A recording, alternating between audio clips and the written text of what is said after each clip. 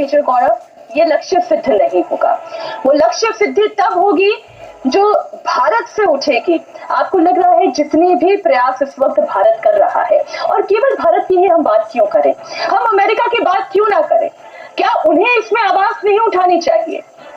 नहीं, ये अमेरिका की जिम्मेदारी नहीं है, ये भारत की जिम्मेदारी है। और हम क्यों ये बोलें कि अगर मुझे प्रॉब्लम है तो कोई दूसरा आके बीच में पड़े।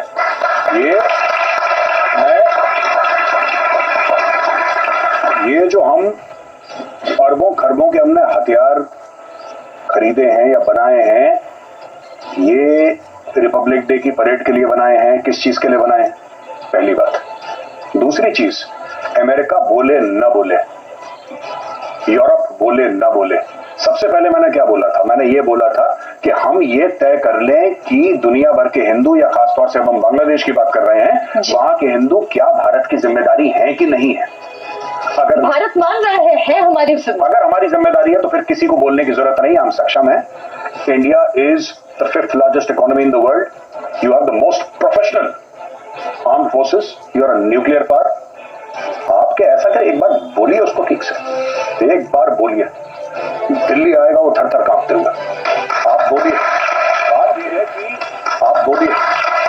है कि अपनी बात कभी कभी मनवाने के लिए तर्क नहीं चलता, आपको दूसरे की बाह मरोड़नी पड़ती है। तो जितनी जल्दी बाह मरोड़ेंगे उतनी जल्दी चीख निकलेगी, दर्द होगा, आ जाएगा लाइन पे। मिस्टर गौरव, इस प्रश्न के पीछे एक परिप्रेक्ष्य ये भी था कि जब बांग्लादेश में तख्ता पलट हुआ तो उस वक्त एक थ्योरी ये भी आई कि मोहम्मद यूनुस को वहां के प्रधानमंत्री बनाने की पटकथा साल 2007 से लिखी जाने लग गई थी, और उसमें भी अमेरिका के डीप स्टेट का ही रोल था। नहीं, देखिए ना, ये बात हो सकती है, मुझे इसके बारे में पता नहीं है। डोनाल्ड ट्रंप बोल रहे हैं, आज डोनाल्ड ट्रंप तो बांग्लादेश में हिंदुओं के प्रति जो हिंसा हो रही है उसके लिए उन्होंने आवाज खड़ी की है, लेकिन जो बाइडेन नहीं बोल रहे थे। देखिए, जो बाइडेन नहीं बोल रहे थे, डोनाल्ड ट्रंप ने बोला है। लेकिन अगर डोनाल्ड ट्रंप, मैं आपको सही बात बताता हूं, थोड़ी सी कड़वी लगेगी आप लोगों को, अगर डोनाल्ड ट्रंप 20 जनवरी को शपथ ग्रहण करने के बाद अगर बांग्लादेश के हिंदुओं के लिए कुछ करते हैं तो मुझे बुरा लगेगा, क्योंकि मेरा भाई है, डोनाल्ड ट्रंप का नहीं है। और अगर मैं सक्षम नहीं हूं अपने भाई अपने बहन की मदद करने के लिए, फिर मुझे इसके ऊपर बातचीत भी नहीं करनी चाहिए। फिर तो डोनाल्ड ट्रंप कोई और कर लेगा, फिर तीसरा चौथा कर लेगा। नहीं, हमारी जिम्मेदारी है और हम कर सकते हैं, और बहुत भारत के लिए। और जो भारत की आज की तारीख में लीडरशिप है, मैं आपको बताऊं, मोदी जी हैं, जो उनकी पूरी टीम है, उस टीम के लिए मैं आपको बता रहा हूं, ये 5 मिनट मैं थोड़ी सी अलग है इस मामले में। हम लोग कहते हैं कि नहीं, हर चीज नैतिकता से चलनी चाहिए। मुझे नहीं लगता कि नैतिकता वैतिकता ज्यादा कुछ इसमें, मुझे ऐसी कोई प्रॉब्लम नहीं है। अनैतिक हो जितना तो मुझे उतनी ज्यादा अच्छी लगती चीज। देखिए, बात यह है कि जहां देश की बात है, जहां भारत माँ की बात है, वहां क्या लीगल है क्या इलीगल है, मैं इन चीजों में नहीं पड़ता।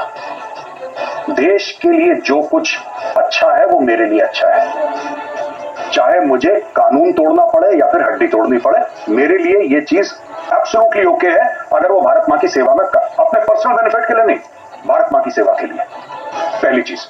दूसरी चीज मैं आपको ये बता रहा हूं कि अगर अमेरिका हजारों किलोमीटर दूर बैठ के बांग्लादेश कंट्रोल कर सकता है, तो आप बगल में बैठ के बांग्लादेश क्यों नहीं कंट्रोल कर सकते?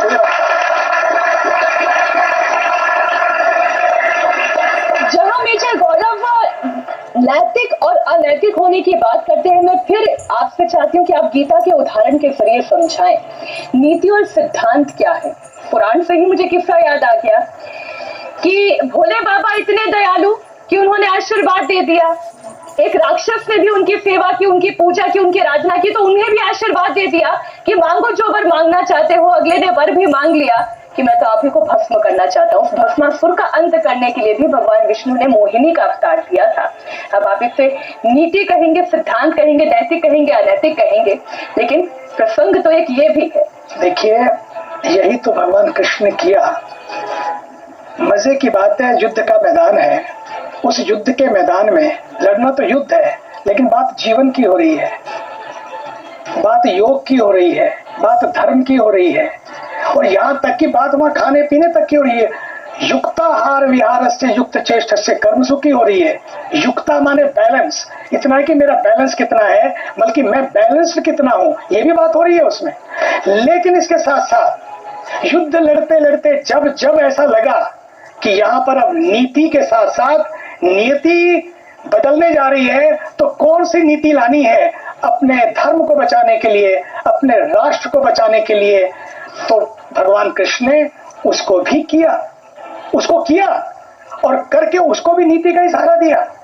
नहीं तो अश्वत्थामा, आप देखो ना कि जब बात आती है, वो उस समय भगवान कृष्ण कैसे, जब शंख बजता है जोर से ताकि वो सुनने में ना आए, नरो व कुंजरो व अश्वत्थामा हतो नरो व कुंजरो व, मतलब अश्वत्थामा मारा गया, ये बात पता भी ना लगे, और उस समय शंख बजे और नरो बोले नर था कि कुंजर था, ये नहीं बताने की बात। ये नीति है, ताकि युद्ध भी लड़ना है, युद्ध को जीतना भी है, लेकिन सत्य को भी कायम करना है, धर्म को भी कायम करना है। लेकिन कई बार जब धर्म पे बहुत ऐसी आंच आने लगने लगे कि धर्म गया, तो सच मानिए उस समय आपको ऐसे कारण करने पड़ते हैं जिससे उस युद्ध को जीतने के लिए, क्योंकि अब धर्म को बचाने की बात आ गई है। जब धर्म को बचाने की बात आ जाए तो कहते हैं वो हिंसा भी हिंसा नहीं है, वो हिंसा भी हिंसा नहीं है, लेकिन वो अंतिम है। पहले सारे पड़ाव भगवान कृष्ण ने किए और करने चाहिए, ये नीति है। लेकिन नियति अगर बदलने जा रही है, उस नियति को भी नीति के साथ लेकर चलने के लिए उन्होंने क्या किया, उन्होंने वही किया जो उस समय की मांग थी। राष्ट्र को भी बचाया, धर्म को भी बचाया और साथ साथ सत्य को भी बचाया। यदि आप शास्त्र ध्यान से पढ़े, आपको लगेगा right, this was needed and this is the answer here, this is the truth that we have to take action.